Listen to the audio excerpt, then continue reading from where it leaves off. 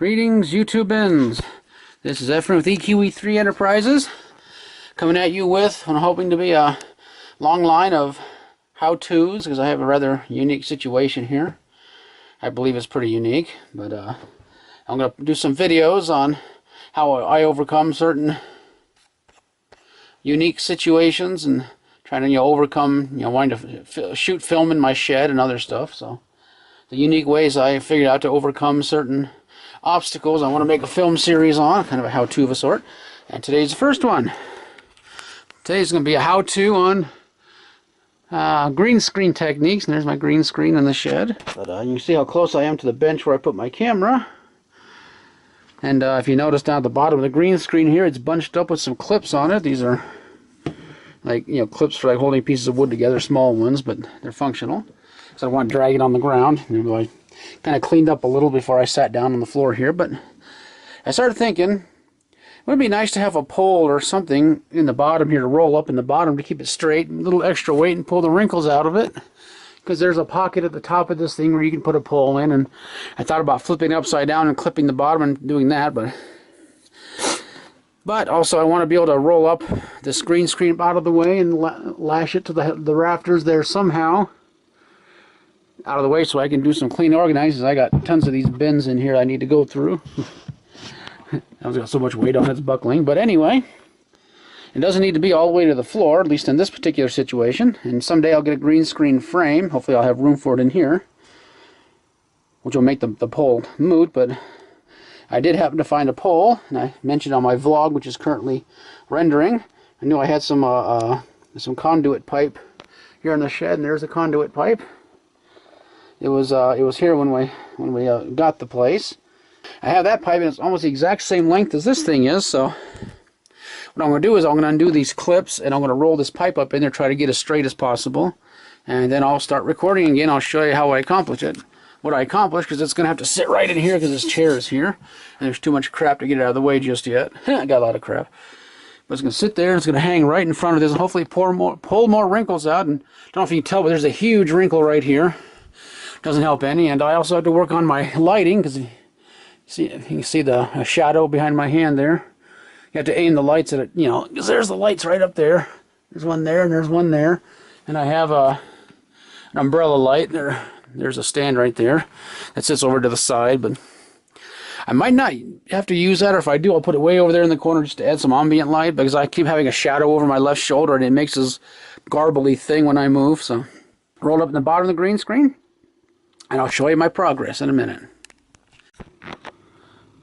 As you can see, I bought an extra pack of these green screen clips. There's one on either side of the board there, one on either side of the board there, one on either side of the board right here, and there's just one there because it doesn't quite reach the other board. And I have an extra one that doesn't look like I'm going to need. It seems to be holding pretty good. If it lets go, I'll just clip it back up. But that's pretty much that, and I got it rolled up. I'm just making sure it's as even as I can get it. And after a lot of adjusting and peeking and tweaking, like you say in the CB radio days, I think I finally got it.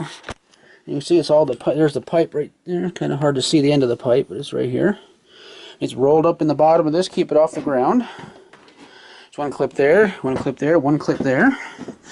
There's the binder clip. It's pulling it off a little bit on the side here because I can't film this far over, because there's a filing cabinet in the way. But that's pretty much what I was looking for. It pulled the wrinkle out of that corner, and hopefully it'll hang here long enough. And I adjusted those, which I showed you in that last clip, so to speak. One of them kind of comes loose. I can just reattach it. There's spring clips. There's one on each side of that to give it extra weight. I even got really creative, and I put one here and one there to pull it a little bit. And I'm using this old water bottle, kind of anchor it in place, an old RCA set of cables that don't work anymore.